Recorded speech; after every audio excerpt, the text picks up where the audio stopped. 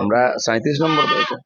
আজকে 37 নম্বর ওয়ার্ডে এসেছিলাম। এখানে অর্জুনপুর, অঙ্গদপুর গ্রাম পুরনো বিজেপির ভালো ভোটার আছে, তো কর্মীদের সঙ্গে দেখা করতে এসেছিলাম মর্নিং ওয়াকে।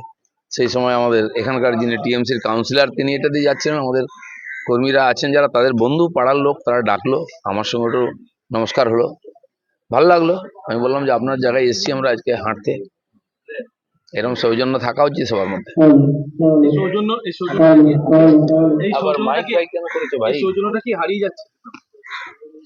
রাজনীতি থেকে সৌজন্য চলে যাচ্ছে। সবাইকে মনে রাখতে হবে আমরা আগে সামাজিক প্রাণী, সমাজে থাকি, তারপরে রাজনীতি ইত্যাদি সবই। তো সেই সমাজ যদি না থাকে, সমাজের মধ্যে সম্পর্ক ঠিক যদি না থাকে, কিসের জন্য রাজনীতি, কিসের জন্য কি, এটা সবারই মনে রাখা উচিত। তৃণমূলের নেতৃত্ব কি এটা নিতে পারবেন? সেটা ওনাদের ব্যাপার, যার হজম হবে না সে হোমিওপ্যাথি গুলি খাবে। আমাদের হজম হয়, আমরা সবার সঙ্গে মিলেমিশে কাজ করি। বাংলাদেশ উত্তাল, সেনাবাহিনী এখনো পর্যন্ত কন্ট্রোল করতে পারছে না, তার আঁচ কি মনে হচ্ছে ভারতে এসে পড়ছে না? বাংলাদেশে যখন এরকম কোনো গন্ডগোল হয় কেউ কন্ট্রোল করার চেষ্টা করে না, হুলিগানদের হাতে চলে যায়। দুর্ভাগ্য এটা, বাংলাদেশের মতো একটা গরিব দেশ, আর সেখানে এরকম ঘটনা চলছে।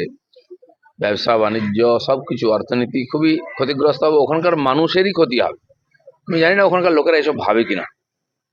আর যারা স্বৈরতন্ত্রের কথা বলছেন, পাকিস্তানের স্বৈরতন্ত্র কম আছে? পাকিস্তানের নির্বাচন হলো গত বছর, যে পার্টি সবচেয়ে বেশি সিট পেয়েছে সে পার্টির নেতা এখন জেলে আছেন, ইমরান খান।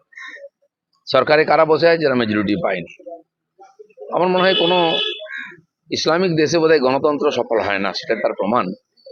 যাই হোক, কিন্তু আমরা পড়োশি দেশ হিসাবে সবসময় আমাদের চিন্তা থাকে, কিছু গন্ডগোল হলেই ওখানকার হিন্দুদের উপর অত্যাচার হয়, তারা পালিয়ে আসেন, আবার সেটা হচ্ছে। কিন্তু তাদের হয়ে কেউ কথা বলছে না, কেউ জামাতিদের কথা বলছে, কেউ স্বৈরতন্ত্রের কথা বলছে।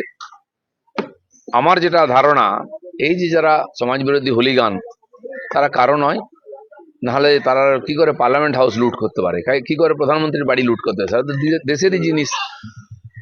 এই ধরনের লোকেরা এখানে সিএ পাস হওয়ার পরে আগুন জ্বালিয়েছিল, বাড়িঘর লুট করেছিল, দোকানপাট জ্বালিয়েছিল, স্টেশন জ্বালিয়েছিল। এই লোকেরাই ওখান থেকে এখানে যারা ঢুকেছে এসে 21-এ নির্বাচনের পরে বিজেপির কর্মীদের বাড়িতে অ্যাটাক করেছিল, বাড়ি ভেঙেছিল, আগুন লাগিয়েছিল, দোকান লুট করেছিল, মহিলাদের অত্যাচার করেছিল। আর এরা এখন টিএমসি পার্টিকেও দখল করে নিচ্ছে এখানে। মমতা ব্যানার্জি হয়তো ভাবছেন যে এরা তো আমার পক্ষেই আছে, তাই মুখ বন্ধ করে আছেন, ওখানে হিন্দুদের কথা বলছেন না। কিন্তু উনি জানেন না, উনি বাঘের পিঠে চড়ে আছেন। যেদিন বাঘের পিঠ থেকে নামবেন আগে ওনার ঘাড়ে মটকাবে ওরা। যেন এক দিদি গেছেন, আরেক দিদি হয়তো সে রাস্তায় হাঁটছেন, তাদের ভবিষ্যৎটা যেন টিএমসি দেখে রাখে, তারা পশ্চিমবাংলায় কোন দিকে নিয়ে যাচ্ছে, এই আগুন থেকে কেউ বাঁচবে না। ভারত বিরোধী স্লোগান চলছে বাংলাদেশে যারা বাংলাদেশকে পাকিস্তানের অধীনে রাখতে চেয়েছিল, যারা পঞ্চম বাহিনীর কাজ করেছিল, রাজাকারের কাজ করেছিল, পাকিস্তানের দালালি করেছিল, সেই লোকগুলো আজকে দাপিয়ে বেরিয়েছে চীনের, পাকিস্তানের সহযোগিতা নিয়ে। পাকিস্তানের এটা বাংলাদেশের পক্ষেও খারাপ, আমাদের দেশের পক্ষেও খারাপ। সেই জন্য বিশ্ব জনমত যারা দাদাগিরি করেন, যারা বহুদিন বাংলাদেশের নিজের পা শক্ত করার চেষ্টা করেছিলেন, বড় বড় দেশ সেই দেশটাকে লুট করার জন্য, তাদের হয়তো কিছু যাবে আসবে না, কিন্তু এই যে 20-22 কোটি বাঙালি যারা বাংলাদেশে আছেন, তাদের ভবিষ্যৎ অন্ধকার। খালেদা জিয়া আর যাই হোক, হাসিনা এই দেশের অনেক উন্নতি করেছিলেন, বিভিন্ন দেশের সঙ্গে সমঝোতা করে সহযোগিতা নিয়ে সাধারণ মানুষের জীবন স্তরের উন্নতি করেছিলেন। কিন্তু কিছু কট্টর অন্ধবিশ্বাসী লোক তারা এগুলো চায় না, কারো না কারো হয়ে কাজ করে। তারা যেটা করছে তাতে বাংলাদেশের ভবিষ্যতের পক্ষে খুবই চিন্তাজনক। দেখুন, ওপারে যারা আক্রান্ত হচ্ছেন, ওই ঘোষ, বোস, দত্ত, মিত্র, ঢোল, পোদ্দার, মুখার্জি, ব্যানার্জি সরকার, মহেশ্বরী, আগরওয়াল, গুপ্তা, এরা আমাদের রক্ত, আমাদের ভাই। আমরা এখানে মুখ বুজে বসে থাকতে পারি না। আমাদের তাদের দিকটাও একটা মানবিক মুখ নিয়ে বিচার করতে হবে। হিন্দু মন্দির ভাঙা হচ্ছে, একটা সতীপীঠ ভেঙে দেওয়া হলো, প্রতাপাদিত্যের একটা সৌধকে ভেঙে দেওয়া হলো। এই অত্যাচার কিভাবে চলবে, কতদিন চলবে? আর যারা ক্যাকাচিচি করতেন, এবার তাদের বোঝা উচিত যে সিএ এ রাজ্যে কেন আনা হয়েছে।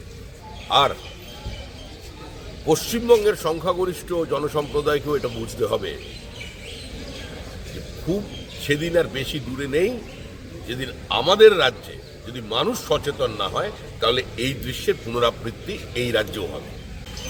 দেখুন, বাংলাদেশের জন্ম হয়েছিল ভারতের হাত ধরে। আমাদের সঙ্গে দ্বিপাক্ষিক সম্পর্ক চিরকালই মধুর ছিল।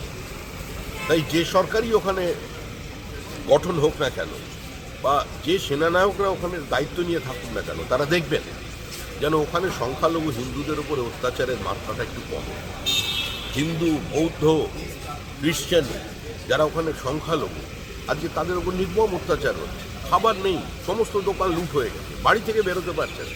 এমনকি আওয়ামী লীগের বহু নেতা তারা আমাদের সঙ্গে যোগাযোগ করছেন, তারাও আক্রান্ত হচ্ছেন। ওখানে যারা সিভিল সোসাইটির মুখ বলে পরিচিত, যারা কোনো ধরনের ধর্মান্ধ মৌলবাদের কাছে আত্মসমর্পণ করেন, আজকে বেছে বেছে তাদের আক্রমণ করা হচ্ছে। কমিউনিস্ট পার্টির নেতা তিনি খুন হয়ে গেলেন।